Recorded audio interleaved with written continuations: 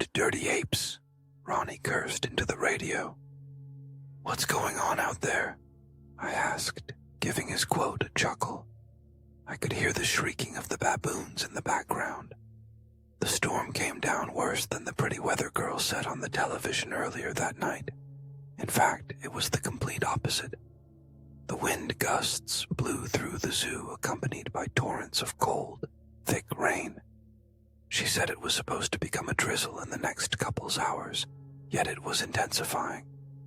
They're really agitated tonight. I don't know what the fuck is wrong with them, Ronnie answered back. Must be the storm. It's probably going to get worse before it gets better. Animals have a sixth sense about them, you know. They know when the shit is about to hit the fan. I said back to him and lowered the radio volume. Oh, come on. You know that's some pseudoscience bullshit. Ronnie shouted as I expected he would. It was easy getting under his skin when it came to stuff like that. He had no tolerance for bullshit, and that's part of the reason why we got along so well.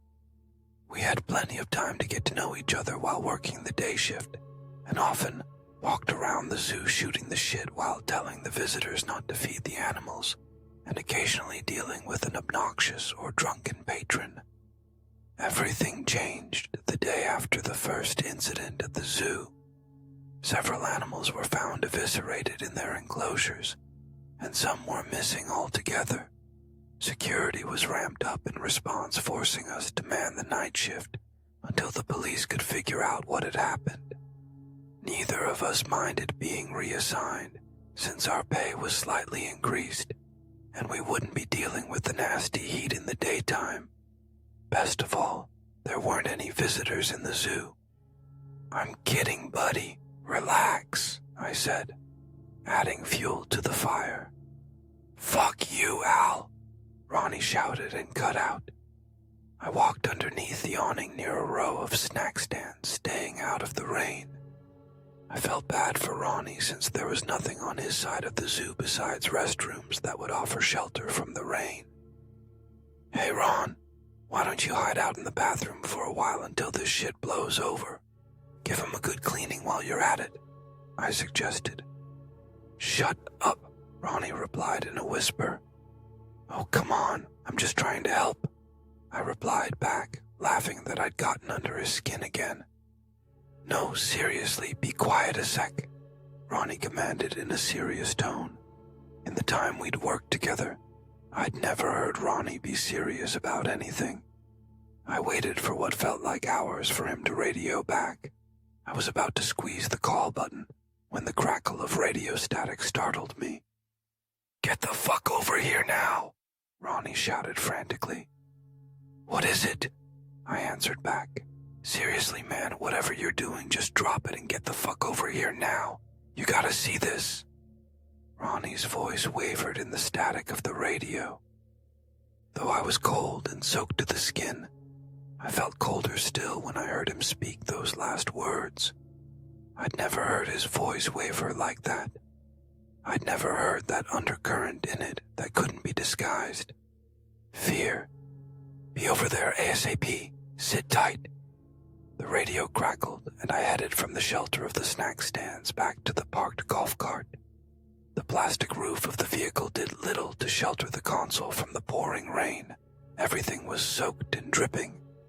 I hopped in and turned the key, my hand shaking from the cold. I buzzed away in the silent vehicle, along the black pavement of the zoo paths toward the primate enclosures where Ronnie awaited. The grounds were empty and quiet, much too quiet.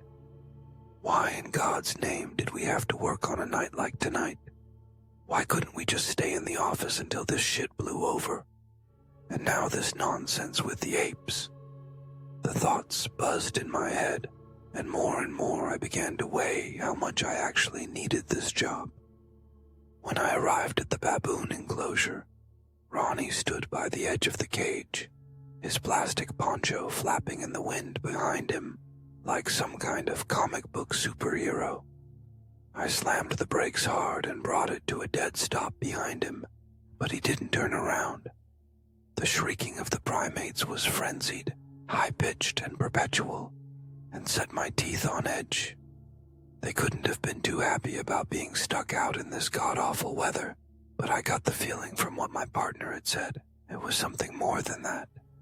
I hopped from the seat of the cart and lightning flashed in the sky, followed by a boom of thunder, low, loud, and close. The baboons' shrieking intensified, and I felt like I was walking into that scene from 2001. I expected to see a giant black obelisk rising from the center of their cage. I came up beside my coworker. "Ronnie, what the hell's going on, man? What's got into them?" He still didn't turn his head. The pouring rain ran down his cheeks as he stared into the center of the cage. I followed his gaze and saw a swarm of the shrieking monkeys encircling something. They were feeding, tearing pieces of flesh and blood and ligament from an animal torso lying between them. Ronnie just kept staring his 1,000-yard stare. "It's human," he said slowly. "There's a human body in there." I felt ill as I glanced around the top of the enclosure. I figured that whoever's body was being torn asunder by a frenzied troop of baboons had gotten in from up there. There was an altogether too short railing at the top that opened up into the main level of the park. During the day, people could come and watch the baboons play from above instead of below. A few times in the past, there had been a few idiots who decided that they wanted to climb the railing to play with the baboons. There was only one time someone had successfully made it into the enclosure, but the guards were able to rescue them before the baboons got to them. This person hadn't been so lucky. "What the hell are we going to do?" Ronnie said blankly, staring at a rather large baboon leisurely chewing on a handful of flesh. I stood unblinking and uncertain of the best course of action. Obviously, we couldn't go in. Getting between a wild animal and its meal is inadvisable. And really, there was no point. The person in there was deader than disco. Risking our lives for a corpse wasn't a reasonable course of action, especially because we didn't get paid enough for that. "We better call the boss," I said, turning toward the exit of the exhibit. "I think we should just call the cops right away," Ronnie said to me as we made our way back to the small office where our phones were protected from the rain. The boss had told us clearly after the first couple of incidences that we should contact him first. He'd take care of it. Something about us not getting paid enough to deal with this shit. He was right. Reminding Ronnie of this, he didn't seem pleased. He started quietly grumbling under his breath, spitting the rainwater from his mouth with every movement of his lips. Grabbing my phone, I sifted through to find George. After several rings, his wife answered the phone. Her quiet hello sounded groggy from being awoken. "Hi, Mrs. S. Is George around? There's been another incident." My voice cracked. "It's pretty serious." She yawned. "Hi, Al. George said he was going into work tonight. Something about a problem with the security system. You haven't seen him?" Placing my hand over the receiver so she couldn't hear me, I spun around to Ronnie, who was looking a little pale. "You seen George tonight?" He simply shook his head. "We haven't. I'll keep an eyes out." She yawned again. "Here, you two be careful in that storm." The only option now was to notify the cops. I didn't like it, but damned if we were going to go searching for George in the storm. Ronnie seemed relieved, more color flooding to his face. "I'll call them," he said. "All right, I don't want to, but I'll head back to the enclosure to make sure everything is secure," I said as Ronnie started dialing. The office was close by, and I could still hear the monkeys shrieking. I made my way to the top of the enclosure to double-check the locks on the doors. Realizing they were secure, I sighed and put my weight on the rail, tilting my head to the left in an attempt to not look down. My focus fixated on one of the trees, and that's when I noticed the piece of clothing that had been left behind. A few years back, George had gone on a trip with his wife. He came back with a red cap, which seemed to be superglued to his head ever since. My stomach dropped and I sprinted back to the office. Flinging open the door, I yelled out to Ronnie. I think it was George. Fuck, Ron. His hat was in the enclosure. Ronnie froze with his thumb hovering over the call button, staring into the space I occupied. He blinked. No fucking way. I sighed. Yeah, way. I can hardly believe it myself. No fucking way. George never went near those things. You know, those damn dirty apes. He hates them. His hat was hooked on one of the branches with smears of brown and deep red. Apart from that, there was no way to identify the mess of viscera lying in the bottom of the enclosure now. His hat was in there, Ron.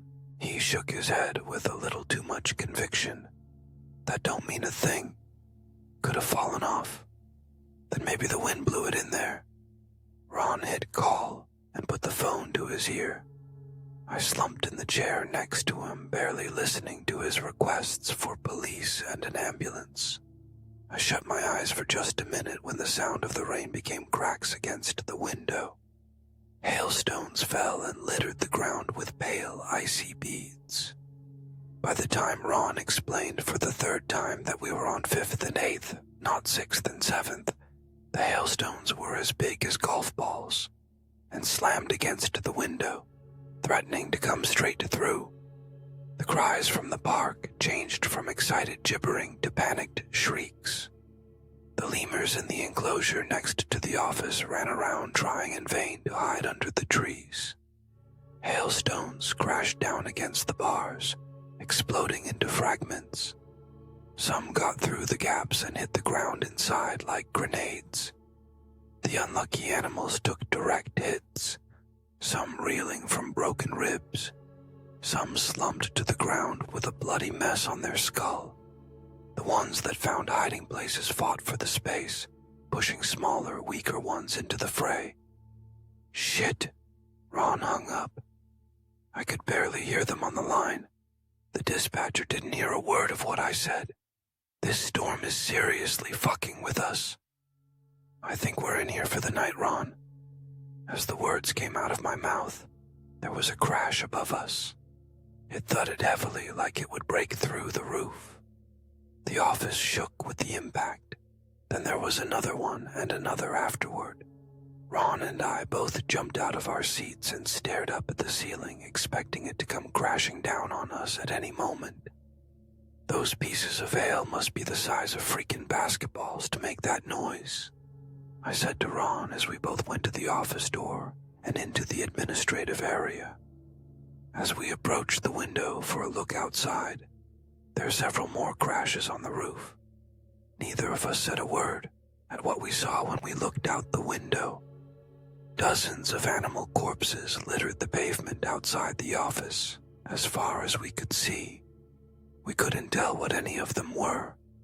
Each corpse was a tangled mess of flesh and viscera. Broken bones, ripped through skin and fur. They looked just like George's body in the baboon enclosure. Ron put his head down and puked. I was too in shock to do anything else but stare ahead and watch as animals continued to fall from the sky. It's fucking raining all creatures great and small of God's green earth. Ron looked up at me, his face pale, and wiped the vomit from the edge of his mouth with his hand. He stared at me incredulously. The pounding on the roof continued above us, a continual thump, thump, thump. I stared out the window and watched the rain of animal corpses hitting the pavement.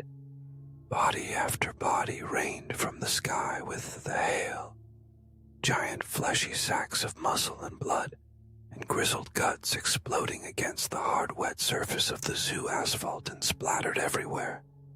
I'm worried the roof is gonna come in, Ronnie said. His eyes were wild. This is some end-time shit we're dealing with right now, man. His proclamations were cut short by a sound coming from outside. It was a viscous, bone-rattling, monstrous squawk that was deeper and louder than any boom of thunder I'd ever had. "What the fuck was that?" I said. "We need to get out of here." "No," Ronnie yelled. "Don't. What the fuck's got into you, man? It's fucking raining animals outside." I didn't care. I ran for the door and burst out into the cold insanity that was the storm. It was a wasteland of carnage, animal bodies strewn everywhere, and the unrelenting hail and wind pounded me. Then I heard it again, that animal sound, that scream, shaking me to the core and making a chill run up my spine. "Ow!" Ronnie yelled from behind and tackled me. We fell to the tarmac, and I looked just in time to see a giant hulking gorilla drop like a stone and explode into a puddle of gore right where we had been standing. "Holy shit!" I yelled over the thump, thump, thump of bodies hitting the pavement everywhere around us. "Thanks, man." Ronnie was frozen above me, staring up into the sky. "Ronnie?" I followed Ronnie's gaze. At first, I thought he was staring at the storm. Then lightning flashed and I saw what he was looking at. It was only for a moment, but whatever I saw was huge, flying on massive wings. Now that I knew it was there, I could see it, turning round and round in the sky. It was circling the mess of meat that had just splattered behind us. I glanced down at myself and realized that Ronnie and I were covered in the gore too. "Ronnie," I choked out, trying to remain calm. "Ronnie, we have to get back inside." Ronnie still had his eyes glued to the sky. He was whimpering prayers to whatever deity he worshipped. "Ronnie, damn it!" I stood up and grabbed his arm and began yanking him towards the building. "We need to get back inside now." I heard the creature getting closer, the wings shaking the air, warning that death was only a few yards away. I could feel the beating of the wings and the shifting of the air. It squawked again, and I dropped Ronnie's arm to cover my ears. I looked at Ronnie again. He'd finally come around and was standing. The squawk seemed to shake him loose from his paralysis. I took that chance to bolt for the door. "Hurry up!"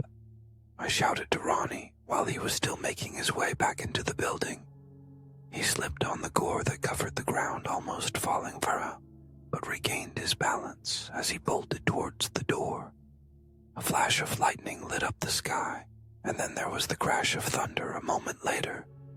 Ronnie's eyes widened into pure terror. Another powerful squawk ripped across the air, making my ears' drums feel as if they were going to burst. Whatever it was that he saw gave him a second wind, and he quickly made it back inside.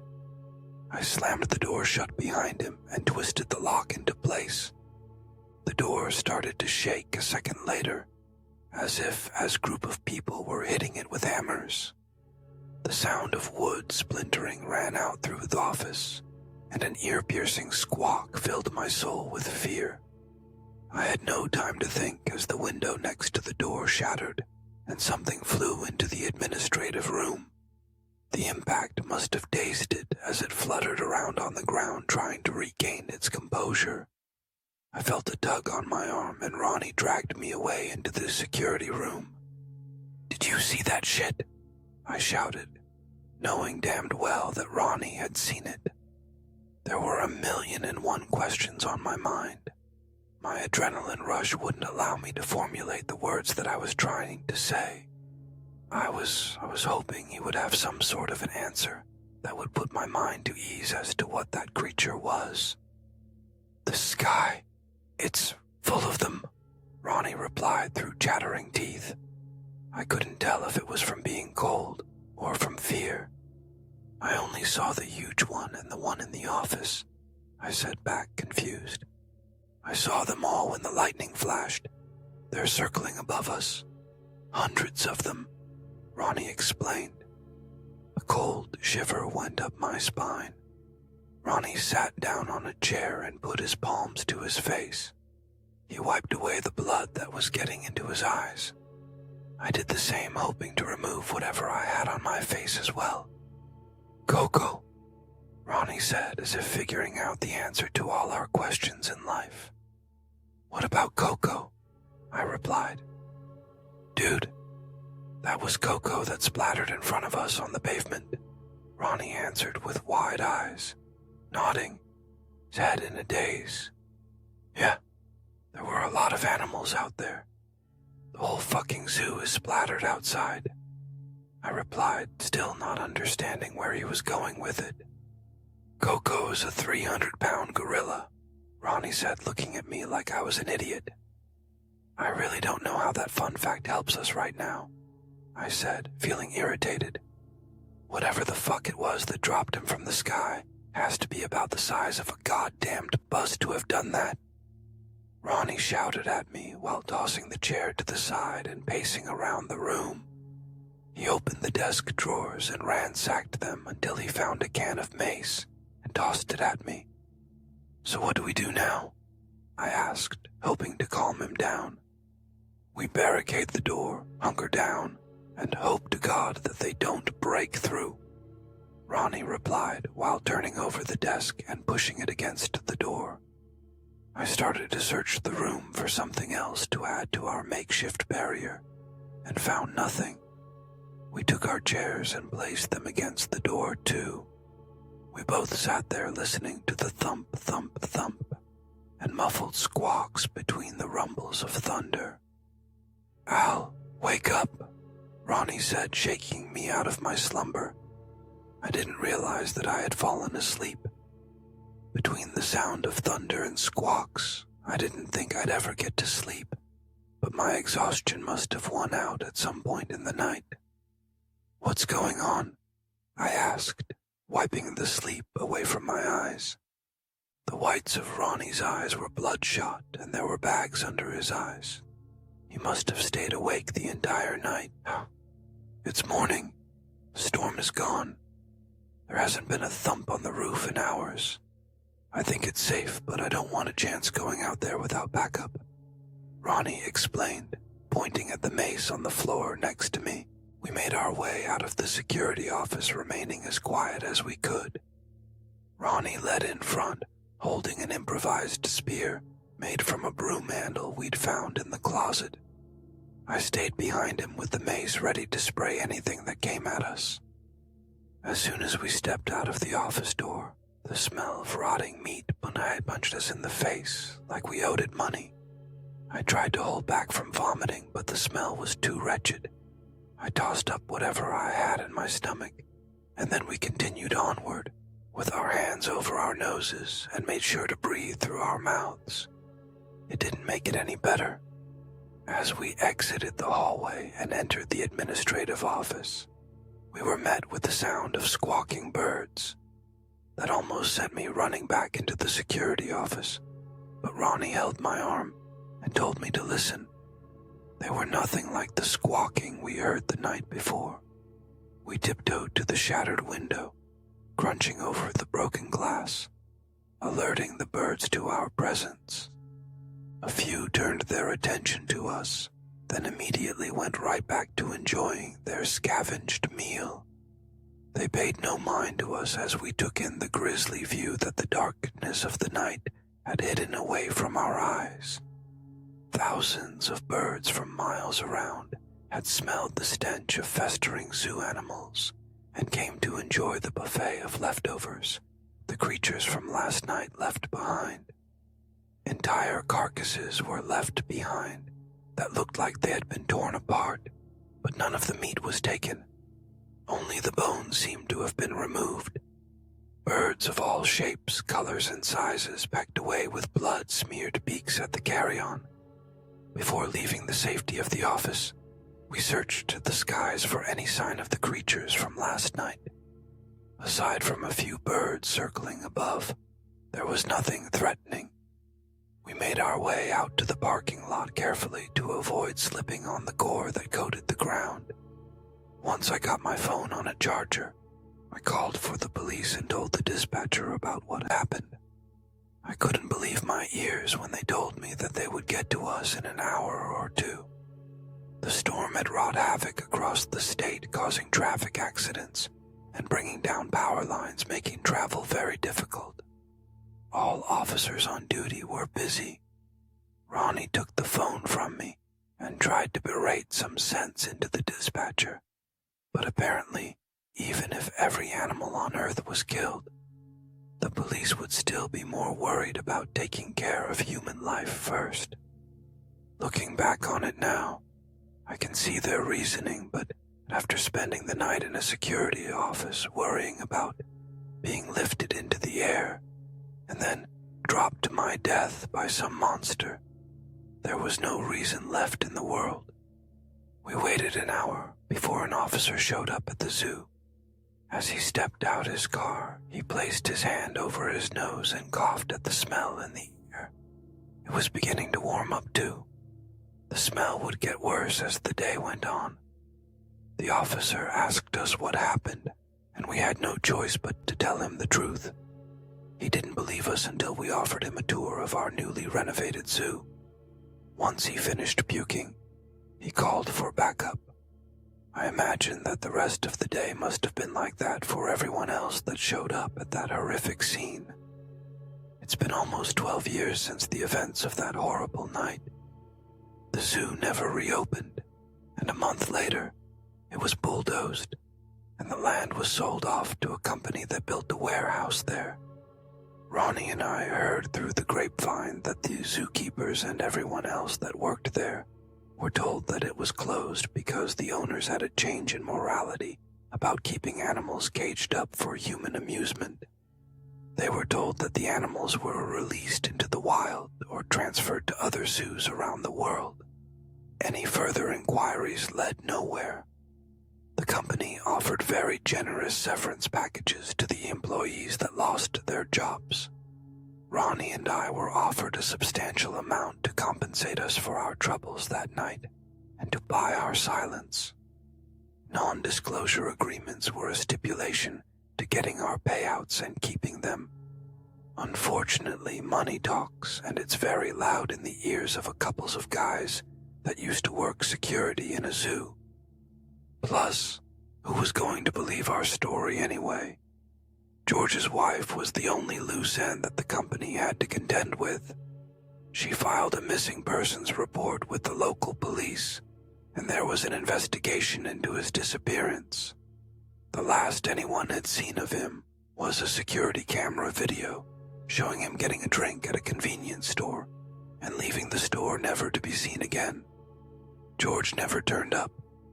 It pained me to have to keep my mouth shut about it, knowing that she was suffering the entire time.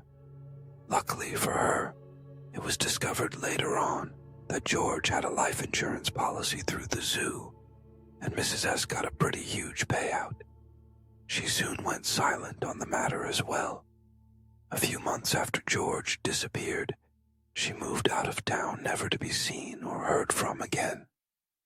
Just to be safe, I changed the names of the people involved and left out many of the specifics in case anyone from the company's legal department happens to stumble upon this. After more than a decade, I doubt anyone even bothers thinking about that zoo anymore except for me, and I'd guess that Ronnie may think about it often as well. There are still scars from that night that will last me a lifetime. The sound of thunder sends a cold chill down my spine and sends me running for cover in a panic.